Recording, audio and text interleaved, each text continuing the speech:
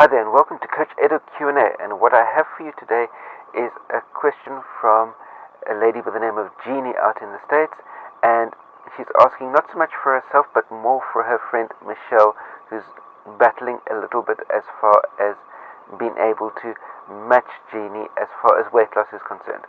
Their daily calorie intake is virtually exactly the same. Their daily exercise routine is effectively the same because they do the same 2 miles on the track together. They do the same number of laps in the pool on a daily basis as far as their daily training is concerned. So they match each other training-wise, they match each other calorie-wise, but for some reason Michelle's weight is going up while Jeannie's weight is coming down, and they can't for the life of them figure what the possibilities are.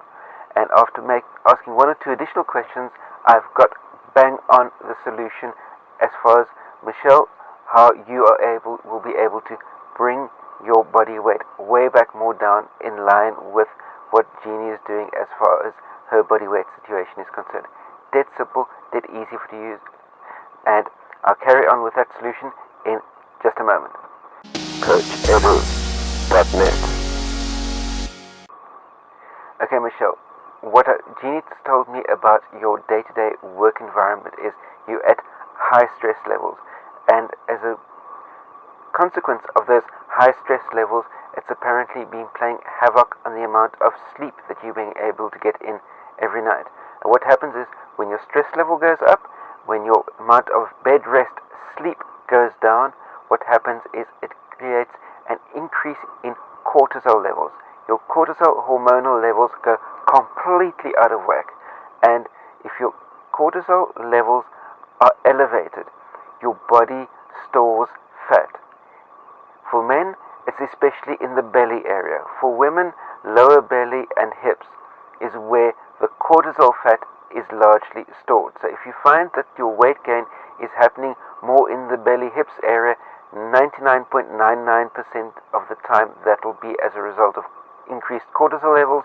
And what Jeannie tells me about your stress levels at work, your lack of sufficient sleep that you're getting at home, that all leads to me to the conclusion that your cortisol levels are elevated, and that's what's causing your problems. Now, very importantly, there are two factors relating to the cortisol levels. It increases the belly and hip fat, as I mentioned. It also increases the concentration of what's referred to as intramuscular lipids. In other words, the amount of fat within your muscle fiber. And what's vitally important as far as this fat inside your muscle fibers are concerned is that it blocks the keyholes that the insulin needs to get into to be able to open up your muscle and allow blood sugar in.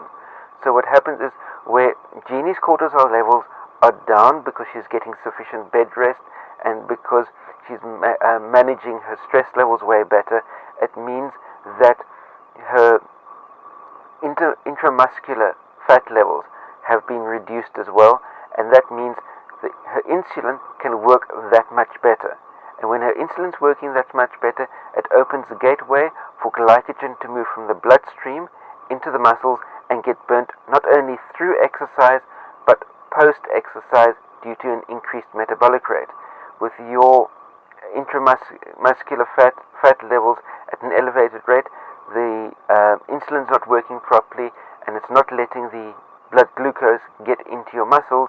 It means that as soon as you stop exercising, your metabolic rate stops at exactly the same time. So you finish exercising and your metabolism burn rate stops right there along with you, whereas Jeannie's continues working for an additional hour to an hour and a half, maybe depending on the exercise level, 2 hours post-exercise.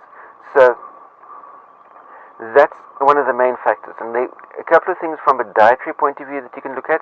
Yes, reducing refined sugars, reducing refined carbohydrates. If you're having carbohydrates within your diet, make sure that they are whole food, plant-based carbohydrates in moderation. We're talking about sweet potatoes, that type of thing. Increase your protein intake, but whole food, clean protein sources. In other words, and if you take into account the food sources that have got the highest density of protein per calorie, you'll find that 8 out of the 10 food sources with the highest density of protein per calorie are all plant foods.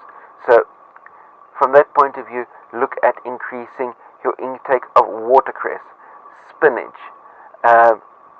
any other leafy greens, your legumes, chickpeas, white beans, black beans, green beans. Load up on the legumes, load up on the spinach, load up on the watercress, load up especially on the broccoli as well, and that will increase the relative calorie value of protein that you take in, but it's clean protein. And very importantly, during this process, while you're busy being able to adjust your lipid levels, is cut your fat intake way down, right down, bring it right down. That includes things like cutting back on even avocados, your oils, even if it's extra virgin olive oil, cut that altogether at least for a 14-day period and see how that impacts on your lipid levels and how that impacts on your cortisol levels. And then, very importantly, there's not that much you can do as far as your work stress level is concerned, but please do your utmost to get as much bed rest as possible. Even if you're not sleeping all the way through, even if you're not getting your 7 to 8 hours of sleep every single night. I know I'm not doing that myself either, but try and be in bed in a darkened room and at least be resting for an extended period of time, because that resting period will be able to relax your body to a certain extent, and that relaxation will reduce your stress levels, will reduce your cortisol levels, and that will help your metabolic rate work that much better going forward. I know this is a really, really long video, but it's really difficult to get this type of information concise within a very short period of time. That's my personal take on the matter. I look forward to the opportunity of working with you as a coach and help you get through all these processes, get your cortisol levels down, and get your fat burning levels down to the up to the type of tempo that you would ideally like. I'd love the opportunity to be able to work with you as a coach. So let Jeannie know if you're open to that type of idea, and we can definitely discuss this as a possibility going forward. And that's my take on the matter. Anybody else, if you have comments, questions, criticisms, by all means post those in the comment section down below. Remember, share this out amongst all your running friends, or amongst your weight loss friends, and remember, stay carved up for the win, for brilliant brain function, and remember to stay tuned to my channel by subscribing for all the videos that will be coming out to you daily. Stay well. I'll be speaking to you soon. Cheers.